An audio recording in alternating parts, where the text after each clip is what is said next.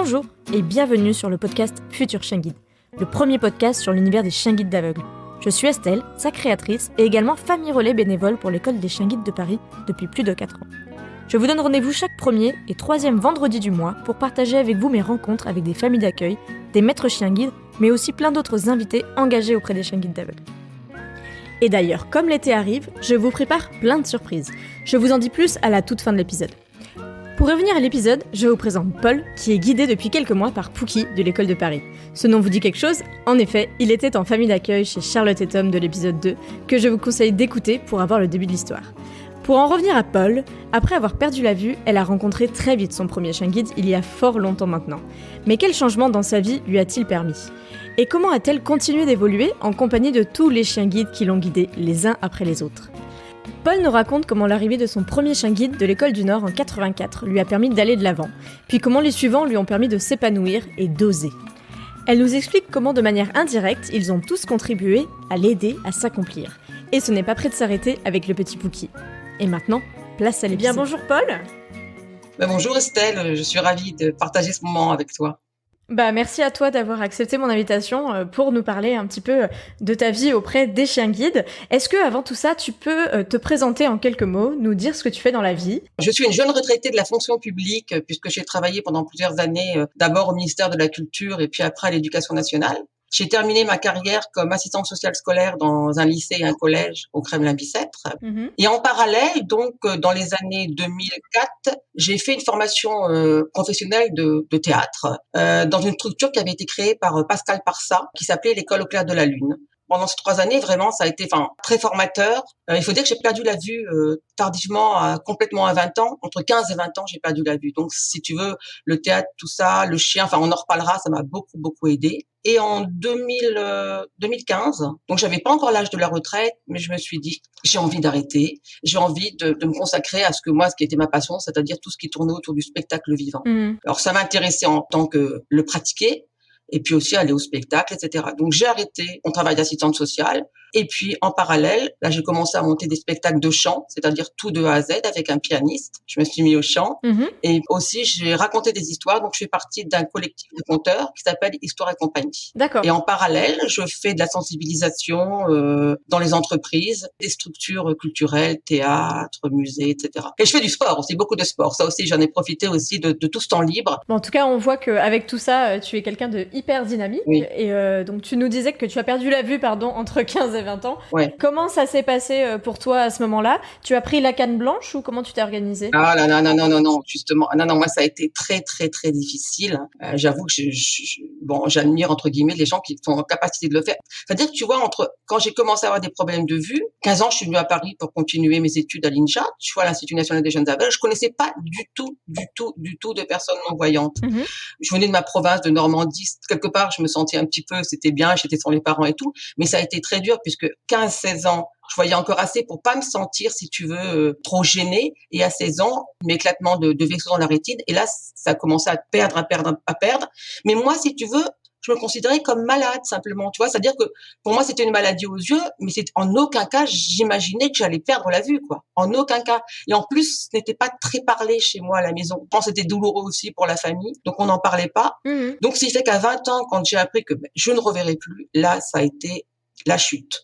J'avais commencé à faire des études de kiné qui ne m'intéressaient pas du tout à l'époque parce que je ne voulais pas toucher les gens. D'autant plus que là, je l'associe, si tu veux, à la cécité. Donc, pour moi, c'était hors de question. Donc, refus du braille, refus de la canne. Donc, toutes mes études, je les avais fait à l'oral, pratiquement, tu vois. On m'avait forcé un peu à apprendre le braille, forcé entre guillemets. Mais j'avais des crampes tellement, je supportais pas, tu vois. Et à 20 ans, il a fallu que je touche, on va dire, le fond du fond pour pouvoir remonter petit à petit, et puis des rencontres avec des personnes, l'amour, etc. Et puis, ma première rencontre, donc, en 1984, tu vois, donc, je devais avoir 24 ans, avec mon premier chien guide, que j'oublierai jamais, c'était une petite chienne Star. Comment tu es arrivée justement comment t'as connu les chiens guides ? En fait, si tu veux, moi, je ne voulais pas me déplacer à la canne. Donc, je le faisais de temps en temps, mais vraiment dans un stress pas possible. Donc, j'étais souvent très entourée d'amis, de copains, voilà. Mais au bout d'un temps, moi, ce que je m'étais rendu compte quand même que des relations sont un peu faussées. Tu te poses la question quand même, est-ce que si je voyais ou si j'étais plus autonome, est-ce que effectivement je sortirai aujourd'hui avec cette personne-là ou bon, voilà, on se pose quand même des questions sur la sincérité de la relation. En tout cas, moi, c'était ça. Je crois que c'est une tante, si mes souvenirs sont bons, qui habitait donc dans le Nord, à Calais, qui m'a parlé de l'école à l'époque, on disait Wascal, tu sais, Courteville. Oui. Ma mère était pas trop pour, elle disait, mais un chien, il va pas s'en occuper, tu vas encore plus te compliquer la vie. Et heureusement que je l'ai pas écouté. Parce que là, moi, mon chien, m'a tout changé de A à Z. Ça a été ma bouffée d'oxygène, tu sais, qui m'a permis de sortir la tête de l'eau et qui m'a permis d'aller de l'avant, de marcher, je dirais même de courir, tu vois, et d'aller toujours de plus en plus loin, quoi. Ça a été vraiment, moi, ça m'a permis de revivre le chien, d'avoir un chien. Et pourtant, j'étais pas seule, tu vois, à ce moment-là, j'étais en couple. Et donc, tu as eu Star. Star, voilà, Starlet, pour les intimes. J'ai Star, j'ai gardé 10 ans. Que tu as eu via l'école des chiens guides du Nord. C'est ça. Donc, j'étais partie là-bas en stage, etc. Donc, moi, je savais pas du tout, tu sais, à l'époque, il y avait pas le net comme ça, donc je savais pas du tout comment ça allait fonctionner et tout. Et dès que j'ai eu la main sur le harnais du chien, je me suis sentie, mais tu sais, j'avais vraiment complètement confiance en mon chien. Tout de suite, ça s'est bien passé.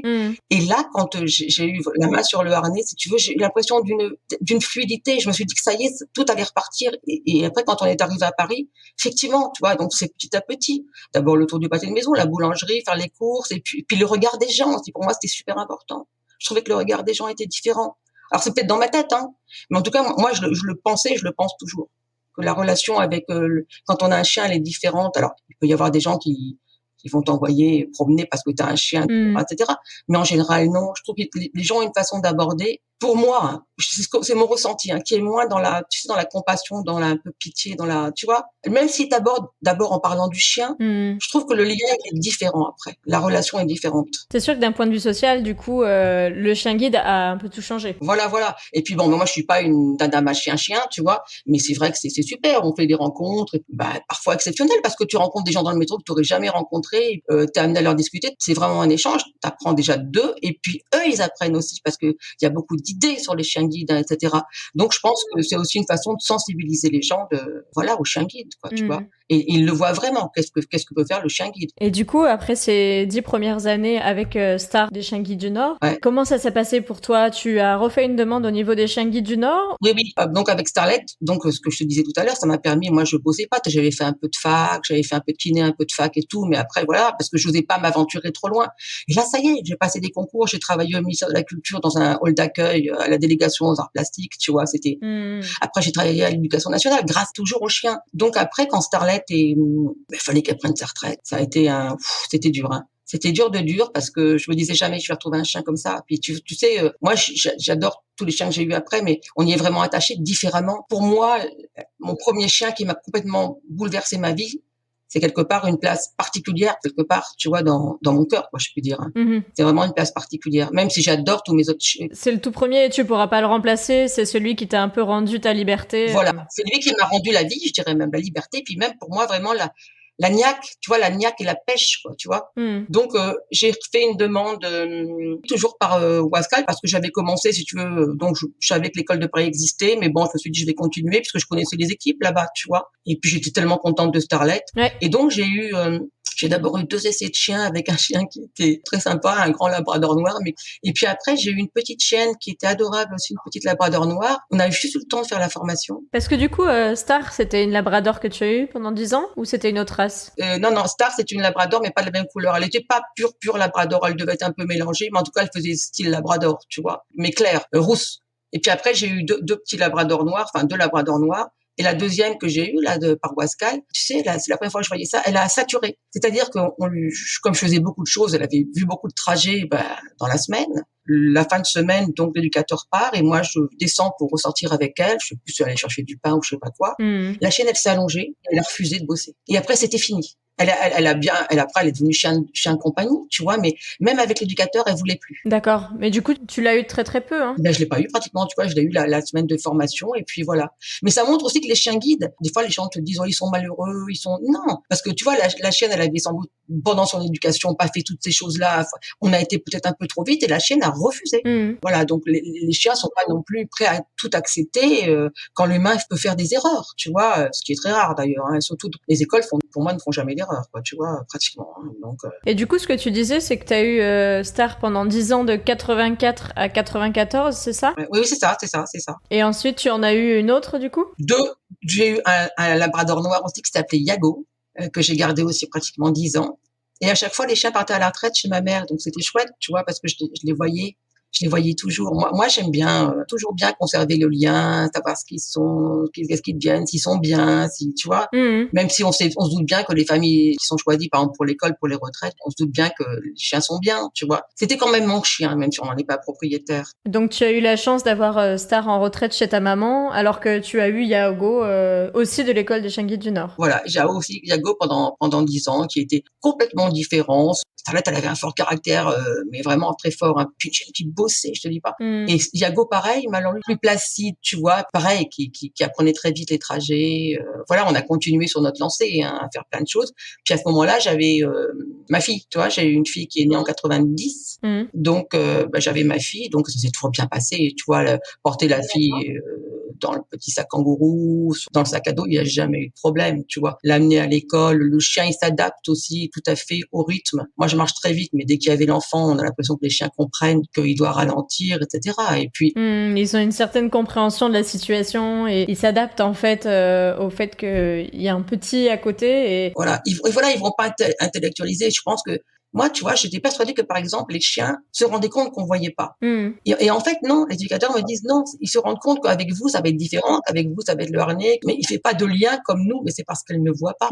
Ça, moi, je l'ai appris, je le savais pas, quoi, tu vois, je l'ai appris il y a pas si longtemps que ça, alors. Et donc, c'est pour ça, mais en tout cas, ce qui est certain, c'est qu'ils ressentent les choses. Ils ressentent effectivement, le fait qu'il faut aller plus lentement. Ils ressentent notre stress aussi. C'est des éponges à émotions, quoi, tu vois, je trouve. Et c'est pour ça que les chiens, quand on les choisit, quand l'école évalue, hein, pour qu'on ait vraiment le chien qui nous corresponde, je pense que c'est vraiment ça. Moi, mes chiens ont toujours été souvent speed, moins stressés que moi, j'espère, parce que voilà. Et du coup, ils t'ont donné 2 chiens aux écoles du Nord qui étaient Star et Yago. Comment ça s'est passé après Yago, du coup? Après, j'ai eu un autre chien aussi d'école du Nord, figure-toi, mais j'ai pas gardé longtemps, j'ai gardé que 6 mois. En plus, ça correspondait à un moment où moi, je me séparais du père de mon fils. J'avais un petit garçon, donc je suis restée 3 ans sans chien. Après Yago, quand Yago était à la retraite, j'ai eu un petit chien adorable, un petit labrador beige, très menu, qui lui, en 6 mois de temps, si tu veux, il s'appelait H. Et H, il a eu une leucémie foudroyante. Alors, si tu veux, oh là là, mais un chien, tu sais, ma fille, elle était petite, là, et tout, c'était vraiment son chien, mais il était adorable. Puis, tu sais, demandait toujours pareil à bosser, puis joyeux, tu sais, un chien joyeux. Il a commencé, si tu veux, à avoir comme des crises d'épilepsie. Mais en 6 mois de temps, je l'ai gardé 6 mois. De 1 an et demi à 2 ans, tu vois. Et des crises d'épilepsie, je l'avais amené au vétérinaire. Bon, des crises d'épilepsie, un petit traitement, mais on voyait pas trop. Puis en fait, à un moment, je suis partie en vacances, c'était en avril, je me souviens, à Pâques, avec mes sœurs, etc. On avait loué une maison dans le centre. Et je trouvais qu'il avait pas tout à fait la même attitude. Tu vois, il avait la tête un peu plus baissée. Il est toujours prêt à bosser et tout, mais je voyais qu'il n'était pas dans son état normal. Donc, on l'a ramené au vétérinaire. Pensé à, comment ça s'appelle, tu sais, la maladie des tiques. Donc, il avait fait une prise de sang. Puis non, il voyait pas ce qui se passait. Et puis, le chien, en fait, en 3 jours de temps, tu vois, il a pu réussir à monter dans le coffre de la voiture. Et puis, donc, j'ai appelé ma mère en catastrophe qui est venue me chercher avec le chien pour qu'on l'amène à la clinique à Paris. Et tu vois, le chien, même jusqu'au dernier moment, il avait vu que je prenais le harnais à la main. Le chien, il pouvait plus, tu vois, il pouvait plus monter dans la voiture. Tu voyais ça allait pas du tout. Et il était prêt à mettre sa tête dans le harnais. Et mon chien, il est décédé dans la voiture. Tu vois, c'était quand on l'a ramené, à la clinique vétérinaire, il nous a dit, voilà. Oui, du coup, vous n'avez pas eu l'occasion d'aller jusque chez le vétérinaire et il était là jusqu'au bout, quoi. Jusqu'au dernier moment, il était comme dans le coma, si tu veux. Et quand je l'appelais, je disais H, tu sais même pas, elle me disait, tu voyais ses yeux qui réagissaient, tu vois, donc il entendait quand même, tu vois. Mais là, ça a été terrible et là, je voulais plus de chien. Il était encore là, il a lutté et au final... Ouais. Puis j'avais dit, je veux plus de chien, tu vois, c'est trop douloureux à chaque fois. Puis tu vois, des chiens qui meurent c'est douloureux déjà de vieillesse, tu vois, mais là, mon petit chien qui était, ça a été, Donc je suis restée un bout de temps sans chien. Bah ouais, c'était une nouvelle remise, c'était un chien pendant 6 mois et Mmh. ça c'était en quelle année déjà? Donc voilà, alors attends, ah non, attends, je te dis des bêtises, en plus H c'était, tu vois, je m'y perds tellement j'ai eu de chien. H c'était avant Yago, juste avant si tu veux. J'ai eu 6 mois et après j'ai eu Yago pendant 10 ans. Donc dis-toi que j'ai gardé 84-93 Starlet, tu vois, je l'ai eu 10 ans. Et puis après, donc j'ai eu 6 mois H et après j'ai eu mon Yago qui est arrivé. Yago, lui, il a fait encore une bonne partie de ta vie avec toi. Oui, voilà, bah, tu sais, quand tu gardes des chiens 10 ans, 10 ans, 10 ans, 20 ans, tu vois, et puis c'est vrai, quand on garde des chiens comme ça. Et donc, après Yago, ben, je passais toujours par l'école comment on dit, Ronc maintenant. C'est ça. Il m'avait donné un petit labrador marron, crin, qui était mignon, qui était, voilà. Et j'avais donc mon fils qui était petit, qui avait 3 ans. Je suis restée 3 ans, enfin, un certain temps sans chien. Après, je l'ai eu, donc j'ai eu Écrin. Donc, mon fils était petit. C'était en quelle année que Écrin est arrivé? C'était après 3 ans que tu avais pas du tout eu de chien, du coup. C'est ça, voilà, tu vois. Ukraine, il allait pas droit. J'ai travaillé dans un collège, il rasait les murs. Enfin, tu vois, il était très craintif. Donc, avec mon gamin à la main, ben, moi, je n'étais pas du tout rassurée. Donc, ben, au bout de, je sais pas, 4-5 mois, j'ai dû le redonner. Alors là, ça a été un déchirement, hein, parce que tout le monde pleurait à la maison. Enfin, tu vois, c'était vraiment. C'est bien, on s'était pas acharné, si tu veux.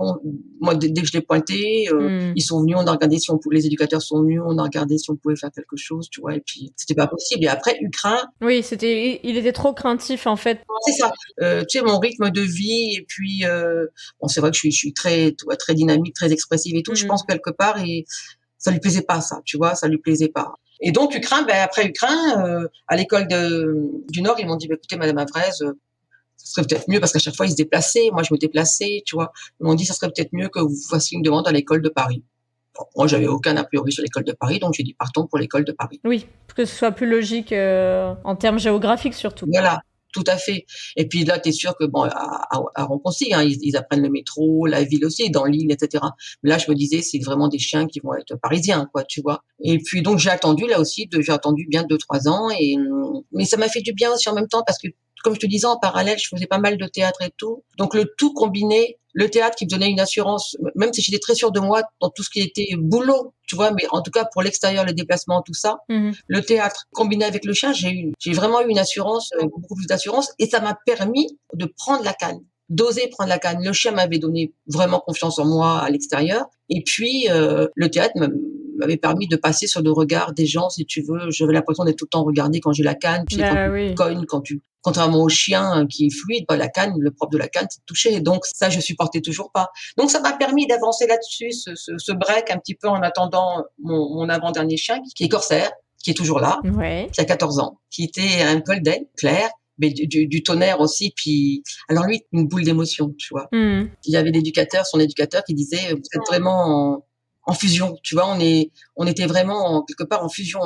Quand les gens nous voyaient dans la rue, ils disaient, mais c'est marrant, on a vraiment l'impression que vous êtes quelque part fait l'un pour l'autre, tu vois. Quand le chien, on dit qu'il ressemble à sa maîtresse, tu vois, ça faisait vraiment ça, quoi. Tu vois, un petit chien grand mais léger, tu sais. Il y avait une vraie évidence et vous étiez tous les deux pareils en fait. Voilà, je trouvais qu'il faisait danseur, tu vois, il faisait léger, il faisait souple. Enfin, il fait toujours d'ailleurs, parce que malgré ses 14 ans, tu peux le voir, il court, il va se baigner et tout. Avec Pookie que j'ai là maintenant, je peux te dire qu'il donne pas sa part au voisin, tu vois.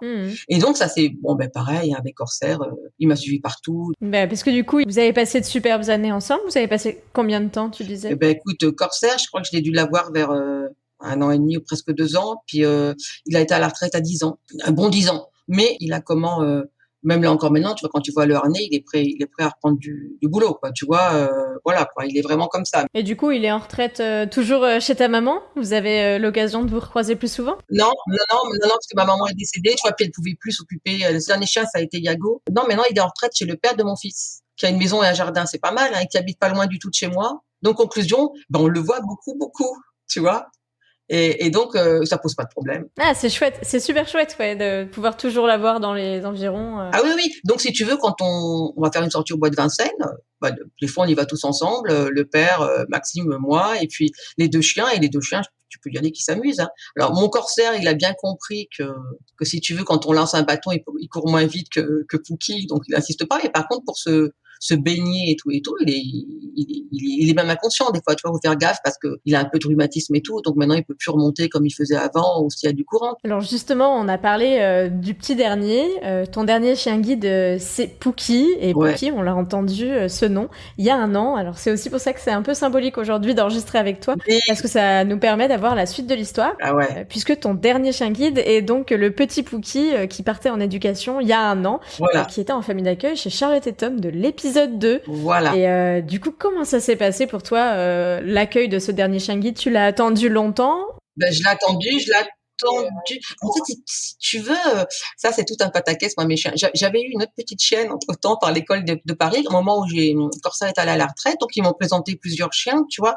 Et j'ai eu une petite chienne, mais pareil, qui était adorable aussi, une très photogénique. Elle s'appelle Mewell. D'accord. Alors, dans la formation, j'avais un peu pointé, si tu veux, que moi, il fallait un chien speed. Donc, Mewell, elle pouvait être très rapide et puis de temps en temps elle venait, tu sais, plus lente, irrégulière. Mais si tu veux, dans l'ensemble ça allait pas trop mal et puis moi j'avais tellement envie d'avoir un chien puis ce chien-là elle était vraiment tenace. C'est le premier chien que je voyais comme ça, si tu veux. Sa famille d'accueil, donc, que j'ai rencontré rapidement. Ouais, c'est hyper rigolo parce que tu parles de sa famille d'accueil, que je l'ai eu, du coup, juste en interview pour le dernier épisode qu'on a fait ensemble au début du mois, qui était la famille de Mewell. Donc voilà, sans le savoir, en fait, je vous ai fait interroger l'une après l'autre. Ah oui, tu as eu Agnès, alors. Exactement, c'était Agnès et donc elle nous a raconté tout ça. Ah, mais la chienne, elle était du tonnerre. Alors, tu sais, moi, je faisais du sport et je m'allonge la chienne, elle vient en parallèle de moi. Puis pareil, tu sais, on aurait dit du mimétisme. C'était vraiment très rigolo.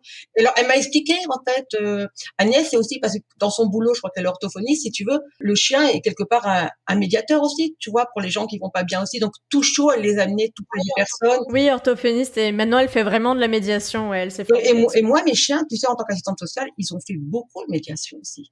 Yago et Corsair énormément, parce que tu sais, il était moins impressionnant que Yago. Collège, surtout quand t'as des ados, tu vois, de 12, 13 ans, 14 ans, qui vont pas bien, et puis bon, ben, à collège, ils viennent rarement spontanément voir l'assistante sociale. Tu vois, en général, ils sont envoyés par l'établissement ou par la famille qui demande. Donc, des gamins qui étaient complètement fermés, tu vois, qui voulaient pas te parler. Puis, avec le chien. Ah, mais vous avez un chien? Moi, je l'ai laissé, tu vois, pendant 20 minutes, 25 minutes, c'était là avec le chien. Puis, il commence à me parler. Puis après, tu veux revenir? Ben oui, je veux revenir. Ah oui, votre chien, il est trop beau. Et puis après, on parlait pas du tout des difficultés qu'il pouvait rencontrer. Tu vois, c'était le chien. Puis après, le deuxième entretien, ben, il commençait à parler. Ah oui, donc c'est un chien guide. Puis je leur expliquais ce que c'était, tu vois, puis le fait de pas voir et tout. Et petit à petit, grâce au chien, le lien. Du coup, ça faisait du lien. Tu vois, le lien avec moi, il se créait et je pouvais l'avancer dans mon travail, quoi, avec eux, tu vois. Mine de rien, tu vois. Et ça, c'était super important. Les chiens, de toute façon, je pense qu'ils ont cette capacité à fédérer. Ah ben, ils ont cette compétence, cette capacité à, en effet, délier les langues. Ah oui, oui. Et à parler d'un sujet qui est un sujet neutre, en fait, le chien. Et puis aussi aller au-delà des peurs. Tu vois, moi, par exemple, j'avais aussi dans mon lycée une secrétaire qui avait une peur bleue des chiens. Et ben, le seul chien qu'elle venait voir, c'était mon Corsair. Même quand moi j'étais pas là, elle disait, mais ton chat, il est dans le bureau, tu vois. Et puis elle allait voir le chien, tu vois. Donc, je pense que c'est vraiment, alors, mais ouais, elle était donc tout ce truc, elle faisait comme les êtres humains. Et puis, de temps en temps, tu t'étais sur le canapé, hop, elle se mettait sur tes genoux, tu sais, puis elle mettait la patte comme si elle allait t'embrasser, c'était comme si elle t'entourait de ses bras. Mais j'avais jamais vu un chien comme ça, tu vois. Mais manque de peau pour moi. Si tu veux, mon rythme, il était trop, tu sais, aller faire des répétitions à droite, à gauche, aller voir tel spectacle. Si tu veux, c'était un peu trop, je pense, pour elle. Je pense qu'elle était un peu plus routinière. Trop dynamique pour elle. Voilà, elle était un peu plus routinière. Donc, ils ont réussi, ben, c'est pareil, mais là, ça a été dur aussi. J'ai attendu trop longtemps, tu vois, j'ai attendu 1 an. Tu vois, 1 an, c'est énorme, tu vois. J'ai attendu 1 an pour la redonner. On a cru, l'école et moi, que ça allait mieux se passer, parce qu'à un moment, j'ai failli la rendre. Et puis, tu sais, je pleurais. Je parlais à Julie, l'éducatrice, je pleurais. Puis elle me dit, bon, Madame Avresse, on devait être le jeudi ou le vendredi. Elle me dit, je voulais que j'aille la chercher tout de suite ou la garder ce week-end. Je dis, non, je la garde encore ce week-end. Et elle a super bien bossé, tu vois, à toute vitesse. C'est comme si elle avait compris. Elle m'avait vu pleurer. Tu vois, là aussi, je mets de l'humain dans l'analyse que je fais de la réaction du chien, tu vois. Mais pour moi, elle a ressenti quelque chose. Oui, mais en même temps, on a très envie de pouvoir leur associer des émotions. Donc on se dit que peut-être qu'elle a senti quelque chose et qu'elle a voulu faire hyper bien. Je pense qu'ils sentent quelque chose. Et donc, ça a tenu un petit bout de temps. Bon, puis après, au fur et à mesure, pareil, tu vois. Donc, quand t'as un chien guide que t'as envie de pousser un peu au harnais, c'est pas la peine, quoi, tu vois. Donc, ben là, ça a été aussi, Ça a été, on l'a rendu, quoi. Mais est-ce que j'étais super contente. Elle, par contre, elle a tout de suite retrouvé une maîtresse, quoi. Tu vois, avec un jardin et tout et tout. Elle était bien, quoi. Tu vois, avec un trajet plus habituel, tu vois, plus routinier, quoi. Et ça lui convenait. Il y a quelque chose de plus routinier, comme tu dis, qui lui convient mieux. Voilà. Moi, j'ai attendu un petit bout de temps. Après, avec le confinement, puis comme m'avait dit à l'école de Chagrin, m'avait dit, bon, Madame Arouette, il faut vraiment vous trouver un chien qui speed, tu vois, speed, voilà, dynamique, etc. Bon, ouais. J'en ai vu plusieurs. Et alors, avec le confinement, j'ai eu un chien qui allait très bien avant le confinement dans son rythme. En rentrant du confinement, il était devenu beaucoup plus lent.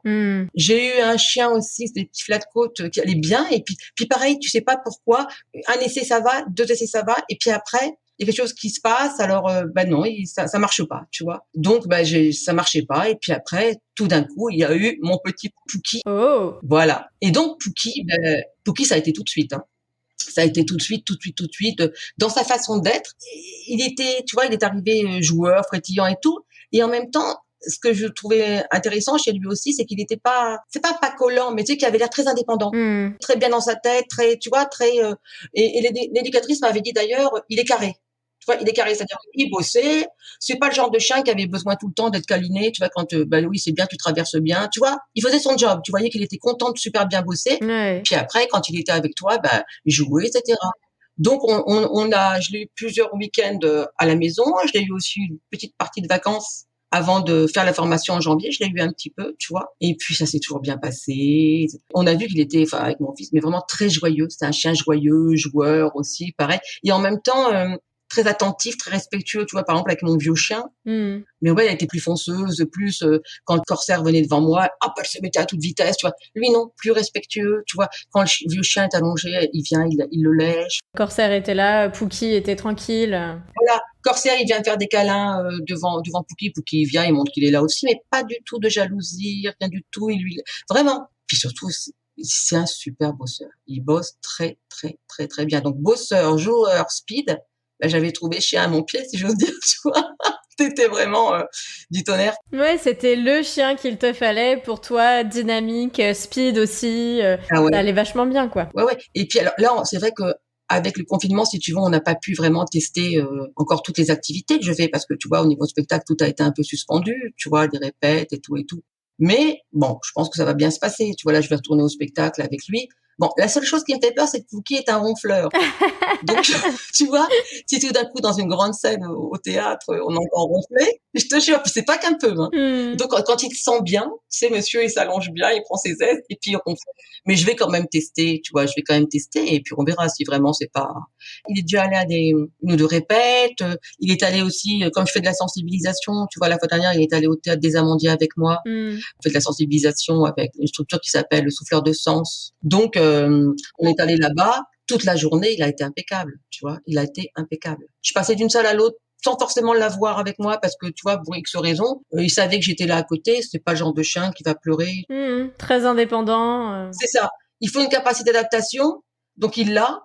Il est indépendant et en même temps, tu vois, à la maison, tu vois, il a tendance, il veut venir bouger un petit peu avec moi, il vient se coller un petit peu, se mettre sous la table quand on mange, pas pour réclamer ni rien du tout, mais tu vois, dire je suis là. Donc il est très très attachant. Et puis je te dis, c'est un gros sportif, donc je cours aussi avec lui. Hein. Alors je cours pas avec lui. Lui, il est en liberté, il profite bien de sa liberté. Il court 10 kilomètres, il en court 20. Donc... Oui, en général, ils font pas mal d'allers-retours entre nous et les autres. Ah ouais, tout à fait. Hein. Et puis alors, la moindre balle de tennis qu'il voit par terre, tu sais, oublier, elle est pour Pookie, donc il peut la garder pendant 5-6 kilomètres dans la gueule, tu vois. Les branches, il me ramène des grosses aussi pour jouer, tu vois. Non, il est vraiment adorable. Tu vois, non, on s'est vraiment bien trouvé, tu vois, on s'est vraiment bien trouvé. Donc là, je vais voir, parce que tu sais, je fais de la randonnée pédestre aussi. Alors, comme il a tendance à vouloir être toujours devant, tu vois, donc là, je vais voir aussi comment ça se passe quand on est en groupe, tu vois, dans des sorties de groupe, tu vois. Je n'ai pas testé encore ça. Ouais, est-ce qu'il va être devant le groupe, avec toi, ou derrière, en fonction de où tu es dans le groupe? C'est ça, toujours lui, il veut toujours être devant. Alors, si tu veux, le problème c'est qu'il tire énormément aussi quand il veut être devant, tu vois, voilà. Mais bon, comme il est souvent avec moi tout le temps au harnais, il est speed, mais si tu veux, il respecte mon pas, quoi. On s'est vraiment bien trouvé, on marche du même pas. Mais tu es speed aussi, du coup, vous correspondez vachement bien. Ouais. Et puis il est speed, et puis ça l'empêche pas de... tiens, par exemple, un truc, j'étais super contente, super fière de lui. À un moment, tu vois, tu vas me dire que c'est le propre du chien guide, mais là, si tu veux, on allait vraiment très vite sur un trajet qu'il connaît bien. Donc, on aurait très bien pu être moins concentré. Et j'ai entendu, si tu veux, j'entendais vaguement du bruit, puis j'ai entendu une voix, un monsieur qui me disait quelque chose, mais j'ai pas fait attention, puis je continue à foncer. Et tout d'un coup, Pookie s'arrête net. Et puis, je dis, allez, Pookie en avant. Il s'arrête net et il s'allonge. Et en fait, le monsieur, c'était un monsieur qui faisait des travaux, qui vient de me dire qu'il n'avait pas encore eu bouché le trou, mais il s'arrêtait net, si tu veux, mais vraiment, alors qu'on allait vite, tu vois, et puis qu'on se connaît quand même pas tant que ça. Tu vois, c'était au début, je l'avais eu en janvier, tu vois, on avait fait la formation en janvier, il a dû faire ça en mars, quoi, tu vois. Ah non, non, il est sûr de lui, tu sais, c'est vraiment, tu vois, j'ai confiance en lui, tu vois, je lui fais vraiment confiance que, tu vois, tu lui dis, tu donnes les lignes, tu vas, hop, il file, tu vois, à ce moment-là, il accélère, tu as l'impression qu'il est content, tu vois. Ouais, c'est immédiat, c'est instantané. Ouais. Il est ravi de pouvoir faire plaisir. Ouais. En tout cas, on voit que vous êtes bien trouvés. Hein. Ah oui. Puis vraiment, tu vois, c'est pour ça que j'ai hâte aussi de contacter la famille d'accueil, parce que dans l'émission que j'avais vue, tu vois, sur ton podcast, je pense qu'il est tel aussi que la famille d'accueil, enfin, j'ai l'impression que moi, j'ai vu, je me trompe peut-être, tu vois, mais des gens péchus aussi, joyeux, des jeunes, tu vois. Ça, c'est sûr. Mais il aime bien, on voit qu'il a été avec des jeunes, tu vois. On voit qu'il a été avec des jeunes. Il fait ses parties avec mon fils aussi et tout, tu vois. On le voit, tu vois, c'est vraiment, et en même temps, il n'oublie pas que quand il a le harnais sur le dos, il travaille. Il est joyeux quand même, mais il travaille, tu vois. Et est-ce que dans tout ça, dans toute ton aventure avec les différents chiens guides que tu as eus, alors j'ai pas fait le compte dans le déroulement de l'histoire, mais est-ce qu'il y a quelque chose que tu as appris? Je dirais que moi, ce que j'ai appris avant tout, c'est de prendre les chiens en tant que, comment dire, individu. C'est-à-dire que chaque chien est différent. Et ça, faut jamais l'oublier. Faut jamais chercher à comparer. Faut vraiment respecter le chien dans ce qu'il est. Et puis, je pense vraiment montrer au chien que tu lui fais confiance et lui, il va être aussi en confiance. Je pense que c'est vraiment ça. C'est ce binôme. Après, moi, je les ai toujours fait assez rapidement, mais c'est vraiment ça. Et puis, ce que j'ai appris, c'est avec le chien, je veux dire par le chien et avec le chien, d'être vraiment en dialogue aussi avec les autres, si tu veux, quand les autres commencent à me parler du chien, etc. Je pense que j'ai aimé, en fait, ce que j'ai appris, ce que je me suis découvert, c'est, en fait, j'aimais expliquer aux gens, et même si des fois il y a des questions idiotes, tu vois, mais c'est pas grave. Moi, ce que j'ai envie, c'est de faire comprendre aux gens, leur faire connaître pour justement qu'il y ait plus de peur, plus d'appréhension, tu vois. Alors que peut-être que tout au début, quand j'ai eu mon premier chien, si tu veux, ça m'énervait. Parce que moi-même, je pense que j'étais pas encore assez bien avec moi-même et mon handicap. Et là, maintenant, en continuant, donc toujours avec mes chiens, je trouve que c'est drôlement bien, quoi, de faire tout ce truc de sensibilisation et puis de répondre tout le temps. Moi, tu sais, des fois, il y a des gens qui me disent, si vous voulez, je suis avec le chien, mais vous voulez que je vous aide pour monter? J'ai pas du tout besoin de la personne, tu vois. Mais souvent, je dis oui, parce que ça permet de créer du lien, débaucher déjà un dialogue et puis de continuer à discuter pendant tout le trajet, tu vois. Et cette personne-là, elle va avoir appris des choses en sortant, puis elle n'aura pas le même regard sur le chien guide qu'avant, tu vois. Oui, même si elle t'a pas été forcément indispensable dans le déplacement, c'est important d'échanger, en fait, d'en profiter, de sauter sur l'occasion pour profiter et échanger. Voilà. Si t'as toujours des gens qui vont quand même te dire « Oh, mais de toute façon, oui, d'accord. » Mais enfin, c'est des chiens quand même qui sont malheureux. Une fois, j'ai une dame, j'ai beau lui expliquer, tu vois, l'éducation. Oui, en tant que famille d'accueil et famille relais moi-même. T'as ça aussi, toi? Ouais. On en croise de ces gens qui disent « Oh, le pauvre, etc. » Alors qu'ils sont, en soi, ils sont toujours avec nous, ils passent leur vie avec nous, ils passent leur journée avec nous et on a des énormes moments de détente pour équilibrer tout ça et on est ils sont hyper ravis, quoi. Ben oui, non, mais c'est ça, tu vois, les gens, ou si tu parles un petit peu sèchement à ton chien parce qu'il a fait une bêtise, ou tu lui fais reprendre, tu vois, c'est-à-dire que il t'a fait un tout petit peu effleurer un truc, tu dis non, ça se passe pas comme ça, tu le fais revenir en arrière, oh, mais quand même, tu vois, c'est pas des bêtes de sang, mais non, mais madame, c'est pas ça, mais voilà. Puis le truc aussi, si tu veux, c'est que des fois, t'as des gens, ils parlent au chien, mais qu'au chien. Oui. Qu'au chien. C'est-à-dire que, moi, là, il y a pas très longtemps, c'est la première fois que j'avais ça. Ah, ça, c'est hyper désagréable, ouais. Hein? Bon, souvent, petite pointe d'humour, tu vois, moi j'ai du humour, je dis, ah oui, le chien, d'accord, mais moi, ça savez, moi je suis là aussi, puis on enchaîne, tu vois, souvent on discute. Ah oui, une dame, elle commence, mon chien, que t'es beau, mais tu guides bien ta maîtresse et tout, alors tu vas aller où et tout et tout. Puis comme ça pendant 2-3 minutes, puis après, allez, au revoir mon chien, tu sais. Et toi, t'es là, tu te dis, bon, tu sais. Il y a quelqu'un au bout de la laisse quand même, il y a quelqu'un au bout du harnais, il faut leur rappeler des fois. Oui, non, mais tu vois, tu vois. C'est sûr. Et justement, je me demandais, est-ce que tu te souviens d'un moment où tu as été bluffé par un de tes chiens et qui reste vraiment un souvenir marquant dans ton aventure auprès des chiens guides? Alors moi, je pense que je sais pas si c'est parce que c'était un chien guide, mais par exemple, une fois, alors qu'il n'était pas particulièrement protecteur, Iago, 2 fois Iago, il m'a fait quelque chose. Il y avait un gars, je faisais pas très gaffe, tu vois, qui commençait à plus ou moins s'approcher de moi et tout ça. En fait, c'était un gars, quelqu'un qui était complètement saoul. Et là, j'ai vu mon Iago, mais complètement, tu vois, commencer à grogner fort, fort, fort, et puis un aboiement sec, d'un air de dire, t'approches pas. Et une autre fois, pareil, Iago commençait à s'agiter. Je descends et en fait, il commençait à y avoir, tu sais, comme une espèce de feu comme un petit incendie dans le truc du métro. D'accord. Donc c'est pour ça, je pense que là, alors c'est peut-être pas parce que c'est des chiens guides. Une autre fois, et là c'est un gros gag, mais je le dis toujours parce que ça fait rire. Avec H, ça me fait rire. Que j'habitais dans le 20e, dans une petite cité qui était très bien d'ailleurs, mais tu sais, il y avait des jeunes qui écoutaient leur radio. Là.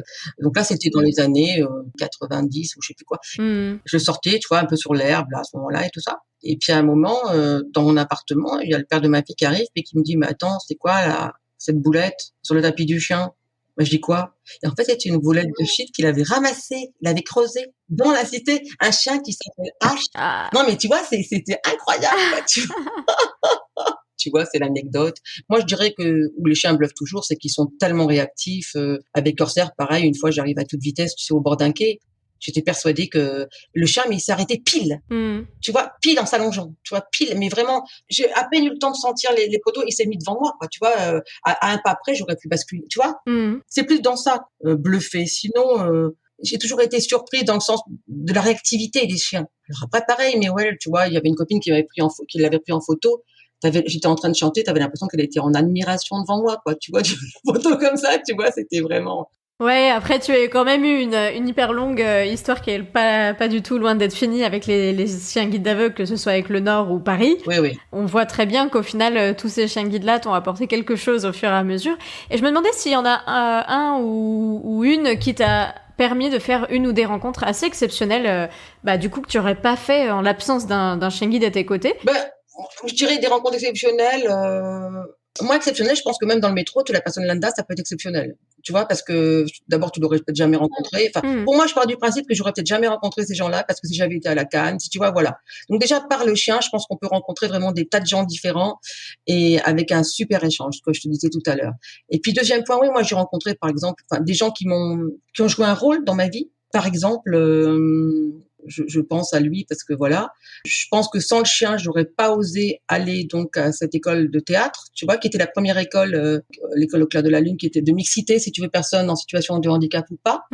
J'aurais pas osé y aller. Et puis j'ai rencontré donc le prof d'art dramatique Pascal Parsac, qui est un prof de conservatoire au conservatoire du 20e, qui est comédien, etc., tu vois, metteur en scène, etc., avec une personnalité très forte.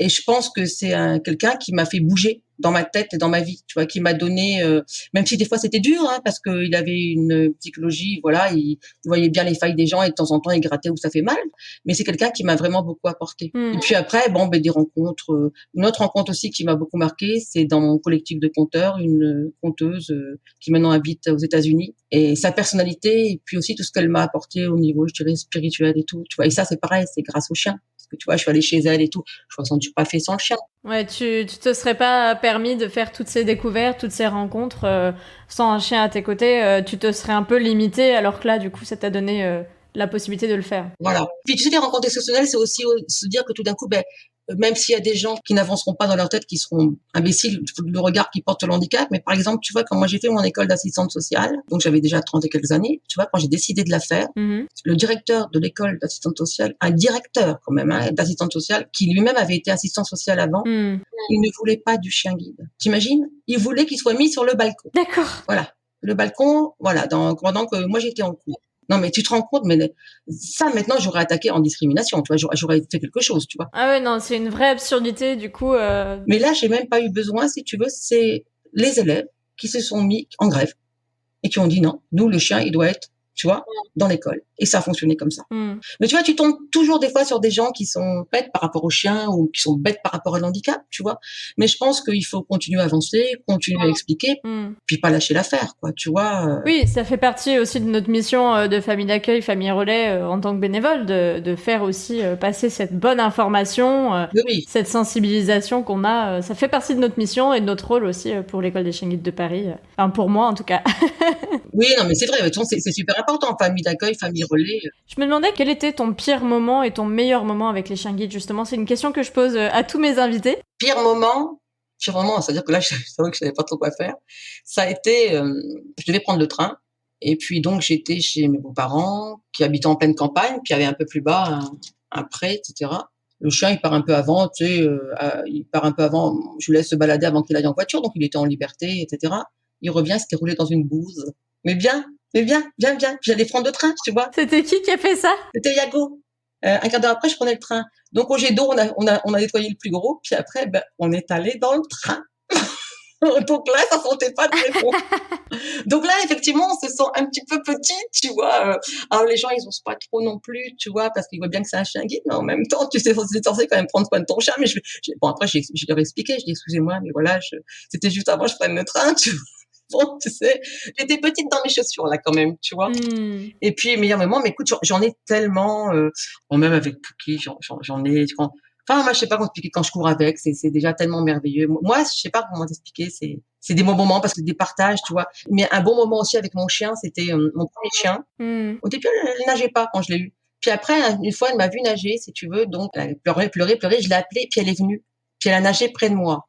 Alors là, c'était super, tu vois, c'était chouette, je la prenais par le cou. Là, tu vois, là, c'est pareil, c'est des moments où tu te sens libre, où tu oublies que tu vois pas. De toute façon, moi, je trouve qu'avec le chien, on oublie qu'on voit pas. Hein. Moi, vraiment, avec le chien, t'as une telle fluidité que, mais même des fois, tu vois, ça m'est déjà arrivé avec mes chiens, tu sais, de remonter, puis tout d'un coup, de dire, tiens, je suis là. Parce que le chien, tu sais, il sait le trajet, c'est quand t'as un trajet, surtout quand j'allais travailler régulièrement, tous les jours, le matin, le soir, tu vois.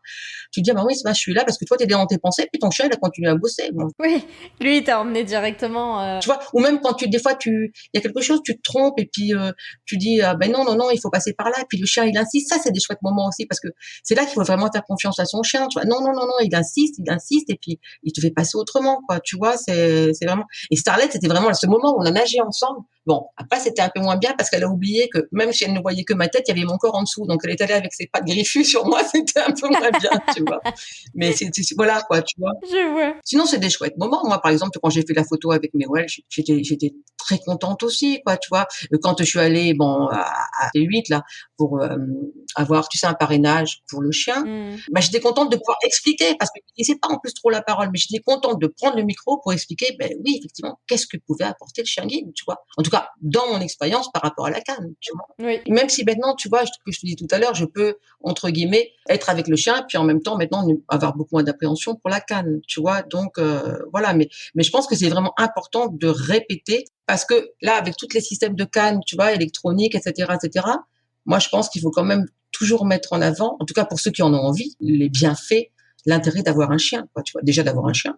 Et puis un chien guide, quoi, tu vois. Ouais, en tout cas, c'est ce que j'essaie de faire aussi, et tu y participes via ce témoignage, parce que justement, que ce soit par rapport à des personnes qui ne vont pas forcément en bénéficier, qui sont voyantes, comme avec des personnes qui pourraient en bénéficier, mais parfois qui ont des limites par méconnaissance ou autre. Ouais. Je trouve que c'est hyper intéressant d'illustrer, mais c'est vrai qu'on voit très bien comment tes différents chiens ont progressivement t'ont amené toi à te faire confiance, comme tu disais, oui. pour la confiance en soi, et puis derrière avec le théâtre de passer par-dessus le regard des gens, on voit bien que cette assurance qui est composée donc de cette confiance grâce au chien et grâce au théâtre te permet aujourd'hui d'être vraiment épanoui, et en tout cas ça se ressent parce on voit pas la limite du handicap comme tu le dis, et c'est très marquant que tu nous dises que tu t'oublies des fois que tu es malvoyante, aveugle, parce qu'au final ça veut bien dire ce que ça veut dire. Voilà. Ça m'est déjà arrivé d'oublier mon chien, si tu veux, sur le coup. Et je sors de mon bureau. Je travaillais à ce moment-là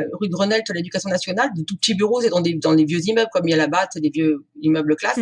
Je sors de mon bureau, je fais 3 pas dans le couloir. Tout d'un coup, je dis, mais mince, mon chien. Tu vois, c'est parce que, mais c'est parce que, si tu veux, je me sens tellement bien, si tu veux, avec le chien que des fois, enfin, voilà, c'est très bizarre. Ça peut paraître paradoxal, mais c'est comme ça, quoi, tu vois.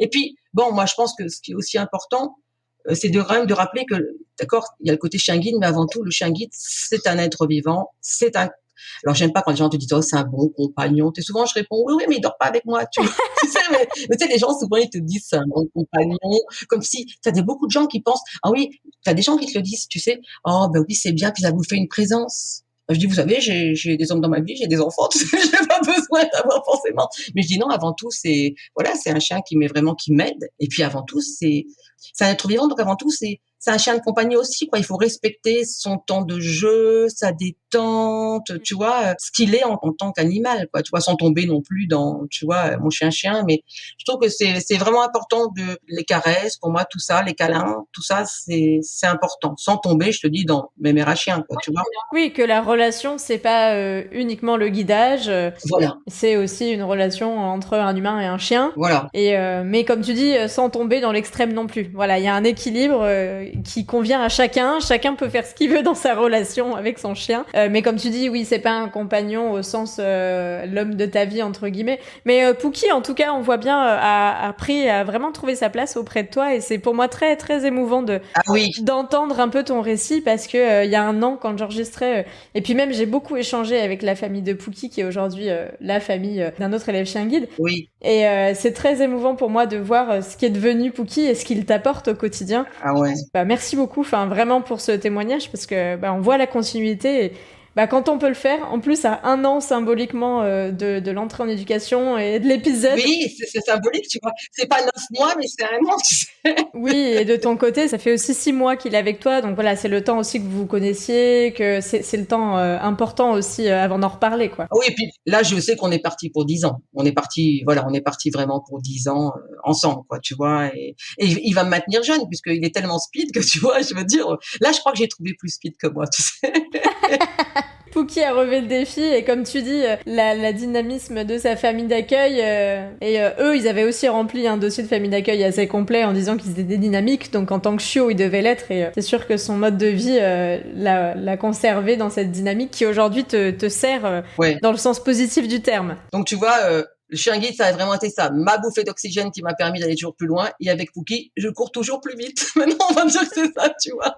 Écoute, on le ressent bien, ça me fait penser à l'épisode que j'ai fait le mois dernier avec Timothée qui lui est athlète handisport où voilà, ces chiens l'ont amené à pas courir derrière eux mais du coup à aller plus loin en termes de challenge. Oui.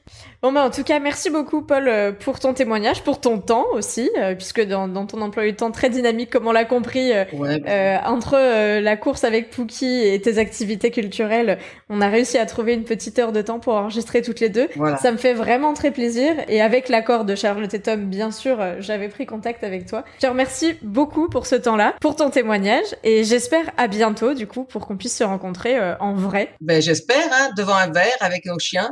Et merci beaucoup Estelle. Et je trouve que c'est vraiment important des échanges comme ça parce que ça nous permet de nous connaître et puis de faire connaître le chien guide, voilà. Écoute, les chiens guides dans toute leur splendeur et avec la diversité qu'ils représentent. Voilà. Autant pour les bénévoles que pour les maîtres qui en bénéficient comme toi. Tout à fait. Puis je pense que c'est important, tu avais aussi interviewé des familles d'accueil, tout ça. Je pense que c'est vraiment très important aussi de parler de tout ce qu'il y a en amont parce que c'est ça, on a le chien guide, mais les familles d'accueil, les familles relais, c'est vraiment pour moi vraiment très très important, quoi, tu vois.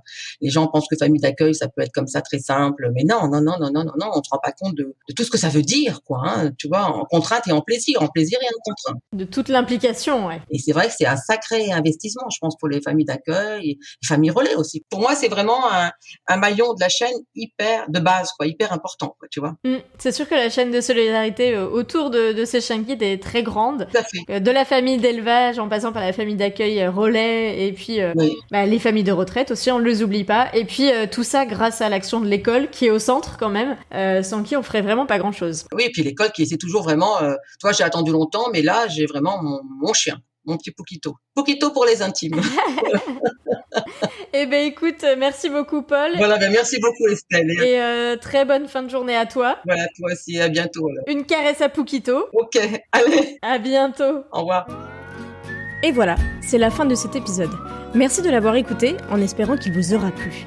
Merci à Paul de m'avoir permis symboliquement, un an après, de connaître la suite de la vie de Pookie de l'épisode 2, mais aussi de m'avoir raconté sa longue aventure avec les autres. Pour compléter votre écoute, retrouvez plein de photos sur mon blog futurchienguide.fr. N'hésitez toujours pas à m'envoyer vos retours sur mon Instagram @futurchienguide ou via un avis sur Apple Podcast. C'est top d'avoir vos réactions sur ce que vous avez appris. Et pour faire grandir ce podcast, je me répète, mais le meilleur moyen reste encore d'en parler autour de vous, mais aussi de m'identifier sur Instagram lors de vos écoutes. Pour finir, le mois prochain sera donc un mois à thème. et avec quelques épisodes bonus pour en avoir un par semaine dans vos oreilles.